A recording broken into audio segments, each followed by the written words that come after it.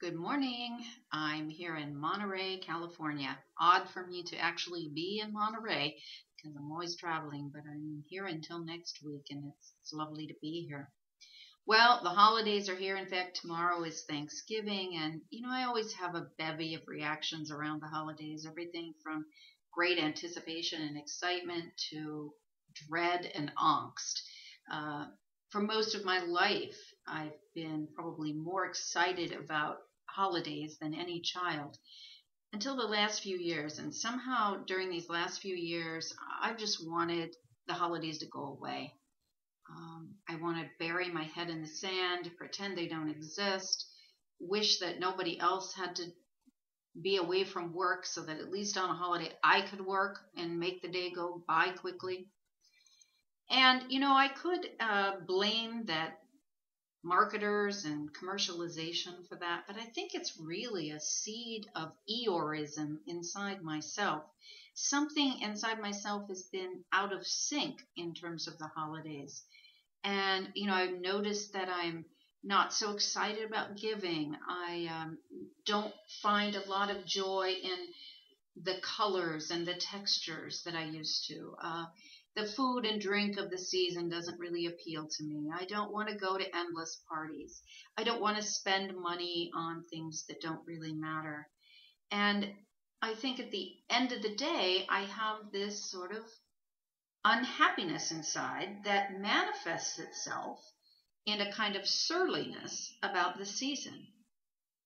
And it's not really about the commercialization of Christmas or the secularization of our holy holidays.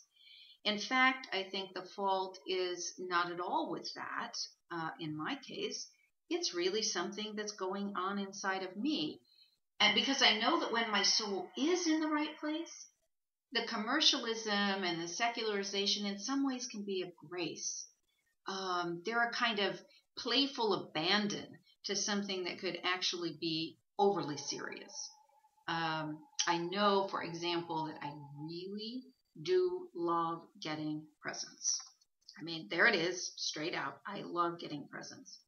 And I'm not really willing to give up presents in order to keep a very spiritual notion of Christmas. Actually, in fact, I think that Jesus would have liked to open presents on Christmas morning. So I think what I have to do is try to find a way to reclaim for myself what the meaning of it all is for me. And as I've thought about it, I've thought of two things that I think are important, and maybe they'll be helpful to you too.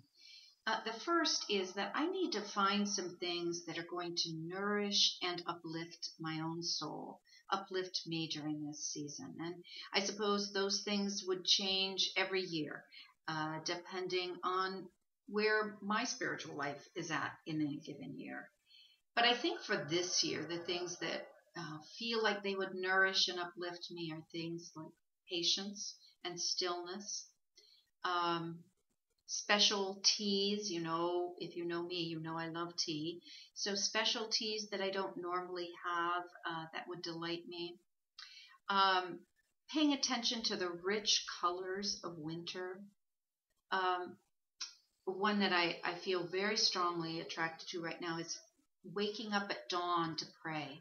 And I feel like that is a wonderful way for me to nourish my soul during this season. Also, fresh cut flowers, feeling, smelling, touching those beautiful flowers. And maybe taking a new class from the teaching company. That's a kind of a partial list, and maybe it'll change as the season goes on, but I feel like those things or some of those things would help nourish and uplift me and help restore a sense of joy and anticipation to the season. The second thing that I think will help me and maybe will help you actually may sound a little heretical, but I feel like I need to immerse myself in the commercialism of it all.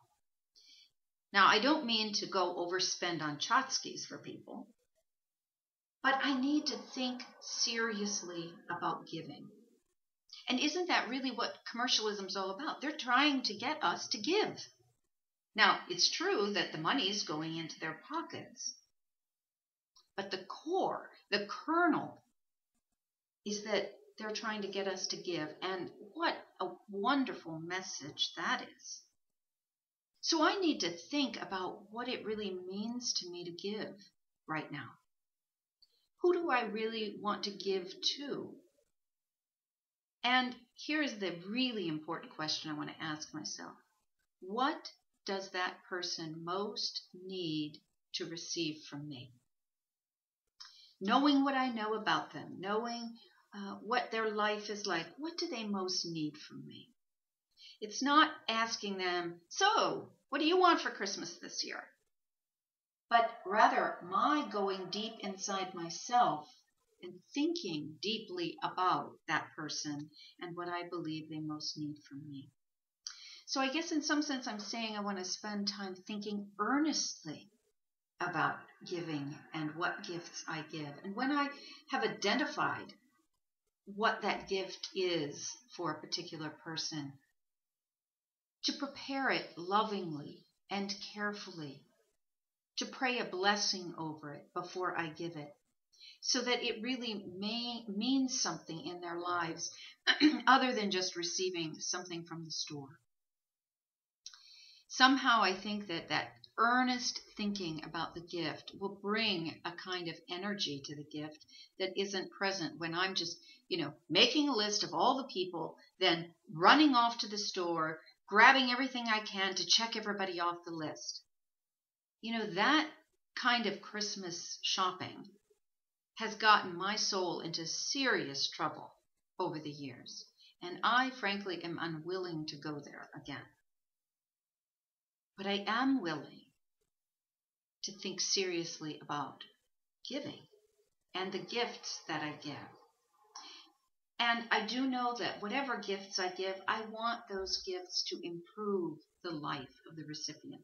So in some cases, that's going to be a Santa-like gift. In other cases, it might be a book, or maybe even a book from my own library, an old book, something that's not new. Maybe it'll be a gift to a yoga class, or an exquisite bottle of wine, or an evening alone, or maybe a handwritten prayer, or a bag of pumpkin seeds. You get the idea. It's what does that person really need from me? So those are the two things that I think might help me restore a kind of sense of joy into the season of the holidays.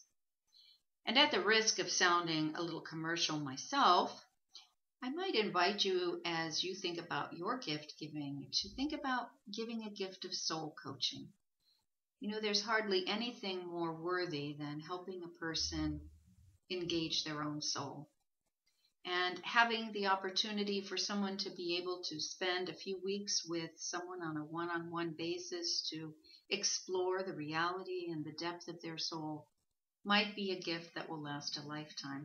Might be a gift you give yourself. In any case, thanks for being with me today. And on my next blogs or videos, I'm going to tell you about the 5 most important gifts I've received in the holidays in recent years. Just little stories. Some are stories of things, but there's always something behind the gift. And maybe those short stories and examples from my own life might increase some of your joy and hope in this season as well. I love you, and remember that God loves you unconditionally, boundlessly, and eternally. Until next time, God bless.